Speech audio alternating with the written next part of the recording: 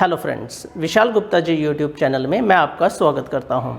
आज मैं रिव्यू करूंगा Educart sample paper class 10 2021 reduced syllabus book for English language and literature. कुछ दिन पहले सीबीएसई ने क्लास 10 के लिए सैम्पल पेपर रिलीज़ किए थे।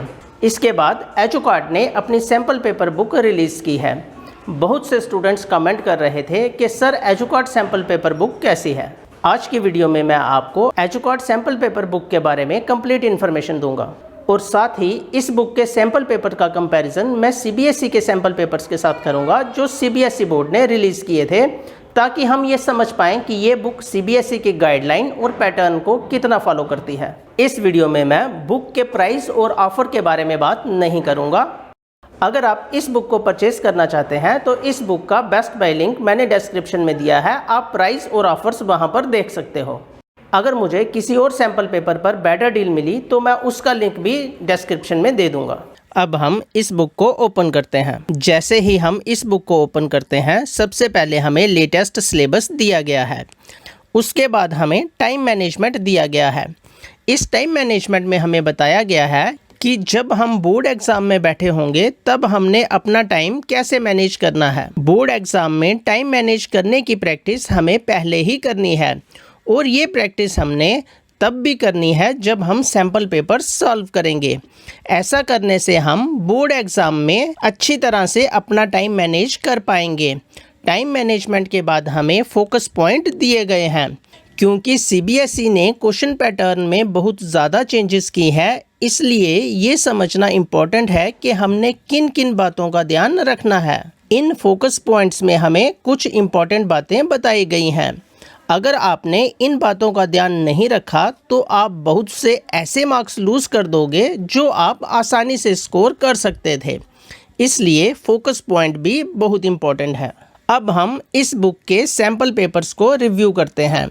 इस बुक में हमें 11 फुली सॉल्व्ड सैम्पल पेपर्स दिए गए हैं और 6 अनसॉल्व्ड सैम्पल पेपर्स दिए गए हैं। जो अनसॉल्व्ड सैम्पल पेपर्स हैं उनका सॉल्यूशन भी एजुकार्ड की वेबसाइट पर दिया गया है, लेकिन इस बुक के अंदर आपको उसका सॉल्यूशन नहीं दिया गया। तो इस बुक में आपको टोटल 17 सैम्पल पेपर्स मिलते हैं, जिनमें से 11 फुली सॉल्व्ड हैं और 6 अनसॉल्व्ड। एक सॉल्व पेपर में हमें टॉपर्स के हैंड रिटन नोट्स दिए गए हैं। जब आप इसे रीड करोगे तो आपको आइडिया मिलेगा कि टॉपर्स अपना आंसर कैसे अटेम्प्ट करते हैं।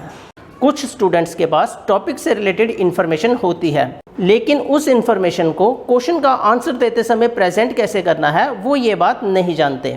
उन स्टूडेंट्स के लिए toppers handwritten sample paper बहुत ज़्यादा यूज़फुल और इम्पॉर्टेंट है। अब मैं चेक करता हूँ कि जो सैम्पल पेपर्स एजुकार्ड में दिए गए हैं क्या वो उसी पैटर्न के हैं जो पैटर्न सीबीएसई ने रिलीज़ किया है। मैंने इस बुक का सेकंड सैम्पल पेपर लिया है और मैं इसे सीबीएसई सैम्पल पेपर के साथ कंपेयर करूँगा। सबसे पहले बात सेक्शन ए की करते हैं। सीबीएसई ने जो सैम्पल पेपर रिलीज़ किया था उसमें फर्स्ट क्वेश्चन डिस्कर्सिव पैसेज से रिलेटेड है, जिसमें हमें 12 मल्टीपल चॉइस क्वेश्चंस दिए गए हैं और इनमें से हमने 10 मल्टीपल चॉइस क्वेश्चंस करने हैं। और सेकंड क्वेश्चन फैक्चुअल पैसेज और केस बेस्ड पैसेज से रिलेटेड है। इसमें भी हमें 12 मल्टीपल चॉइस क्वेश्चंस दिए गए हैं, जिसमें से हमने 10 एमसीक्यू करने हैं। जब मैंने एजुकार्ड सैम्पल पेपर में देखा तो इसमें भी फर्स्ट क्वेश्चन डिस्कर्सिव पैसेज से रिलेटेड है और सेकंड क्वेश्चन फैक्चुअल पैसेज से रिलेटेड है। और दोनों क्वेश्चंस में 12 मल्टीपल चॉइस क्वेश्चंस दिए गए हैं, जिनमें से हमें 10 मल्टीपल चॉइस क्वेश्चंस करने हैं। तो एजुकार्ड ने सीबीएसई सैम्पल पेपर को पूरी तरह से फॉलो किया है। इसके बाद मैंने क्वेश्चन नंबर 3, 4, 5 और पार्ट बी को भी कंपेयर किया और मैंने पाया कि एजुकार्ड ने पूरी तरह से सीबीएसई के सैम्पल पेपर को फॉलो किया है। फिर मैंने कुछ और सैम्पल पेपर्स रीड किए और लगभग सभी सैम्पल पेपर्स में सीबीएसई के पैटर्न को फॉलो किया गया था। इस बुक में क्वेश्चंस का डिफ़िकल्टी लेवल लगभग उतना ही है जितना सीबीएसई के सैम्पल पेपर का है। इस बुक में सैम्पल पेपर्स के जो सॉल्यूशन दिए गए हैं वो भी सेटिस्फैक्टरी हैं। अगर आप प्रैक्टिस के लिए सैम्पल पेपर्स परचेज करना चाहते हैं तो आप एजुकार्ड ले सकते हैं, क्योंकि इसमें प्रैक्टिस के लिए बहुत से सैम्पल पेपर दिए गए हैं और क्वेश्चंस का difficulty level CBSE sample paper के डिफ़िकल्टी लेवल के लगभग इक्वल है। बहुत से स्टूडेंट्स मैंने ऐसे देखे हैं जो बोर्ड एग्जाम से पहले प्रैक्टिस के लिए 2 या 3 पब्लिकेशन के सैंपल पेपर सॉल्व करते हैं। अगर आप भी उन्हीं स्टूडेंट्स में से हैं तो अच्छी बात है।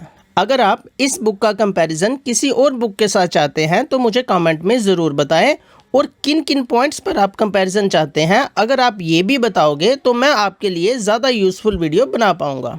अगर आप चैनल पर नए हैं तो चैनल को सब्सक्राइब करें और बेल आइकन को प्रेस करें ताकि आपको मेरी आने वाली वीडियोस की नोटिफिकेशन मिल सके।